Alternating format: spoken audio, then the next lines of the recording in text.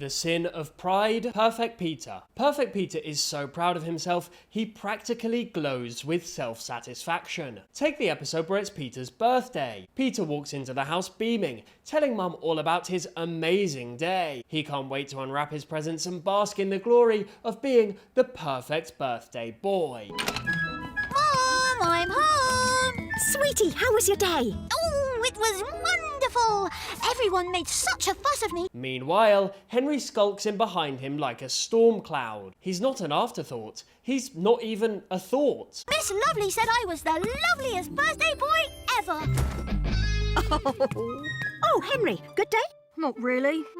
Good. For Peter, however, every day is an opportunity to remind everyone how great he is, and his birthday? That's just his chance to level up. Peter's motto might as well be, I'm perfect and you're not. The sin of envy. Horrid Henry. Henry might be horrid, but his envy is unmatched. In Horrid Henry's Christmas, stuck-up Steve and rich Aunt Ruby come to visit, showing off their wealth and gifts. Steve's fancy house, endless toys, and Aunt Ruby's snide remarks about poor people send Henry into a spiral of resentment. You want to know why I hate Cousin Steve? This is my house. This is Steve's house. This is my paddling pool. This is Steve's paddling pool. Henry's envy boils over as he's forced to tidy up, only for Steve to comment on the mess. What a dump! Shh, remember what I told you about being rude to poor people? And it's not just the material stuff. Henry feels the sting of being looked down on. And let's be real, who wouldn't snap after getting socks for Christmas? Why did they have to come for Christmas? Aunt Ruby only ever gives me socks. The sin of gluttony. Rude Ralph. Ralph doesn't hoard snacks like Graham, he hoards chaos. In Horrid Henry Rocking the World, Ralph's obsession with being an air guitar superstar takes over. He goes so over the top that even Henry can't believe it. Thank you, Moody.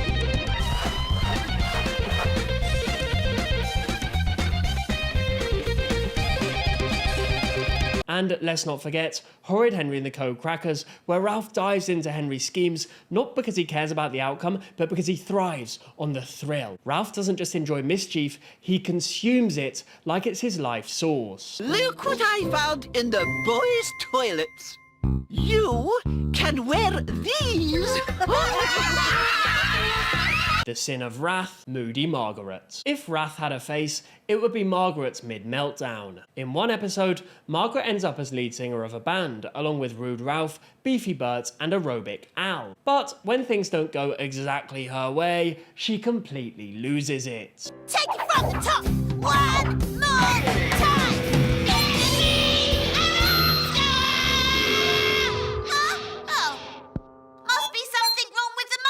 Margaret doesn't just yell, she screams. Her wrath is so intense that even the microphones struggle to handle the sheer volume. The beleaguered boys try their best to keep up, but Margaret's fury leaves them defeated and miserable. Margaret doesn't just want control, she demands it, at full volume. Margaret? What? It's my granddad's birthday in 3 days' time. Do you think I don't know that? The sin of lust.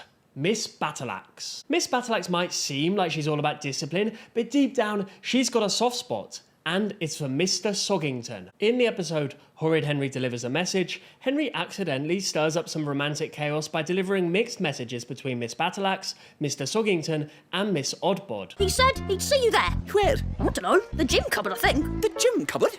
Oh, the gym cupboard restaurant. Oh, how romantic. Miss Battleaxe skips around happily, daydreaming about her date, and her usually sharp demeanour softens. Yes? She even starts complimenting Henry, a terrifying sign that something's not right. What is 8 times 7? Henry? 87. Well, the answer I was looking for was 56. But why not 87? That's close enough. This isn't just lust, it's a full-blown crush, and it's making everyone uncomfortable. The sin of greed. Greedy Graham. Greedy Graham's appetite is legendary, and it's not just limited to food. It's about taking more than his fair share, no matter the situation. In the episode Horrid Henry's School Play, Graham eats all the sandwiches during rehearsals, leaving nothing for the rest of the cast. Time for a well-earned sandwich. Oops, sorry. During the actual play, Graham's greed derails Anxious Andrew's big moment. As Andrew nervously delivers his lines, Graham sits in the audience, casually munching on a carrot, distracting everyone and especially Anxious Andrew. Andrew stumbles over his words and runs off the stage, humiliated and embarrassed. His one moment in the sun extinguished by greedy Graham. Up to the carrot tops. I can't do this anymore.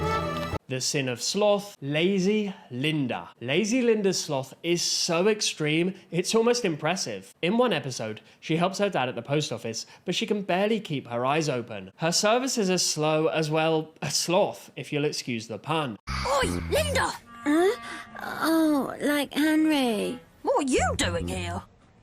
Like I work here? Honestly though, she's probably still faster than your average post office worker. And in the school play, she agrees to be Snow White, but only the version who's asleep. Weepy William plays Snow White when she's awake, while Linda gets to nap on stage. Honestly, for someone as lazy as Linda, it's genius. Well, William, you can be Snow White when she's awake, and Linda, you can be Snow White when she's asleep. How does that sound? Like cool. Ashton Primary might be a disaster zone, but would we want it any other way? Absolutely not. Snipe, snap, out.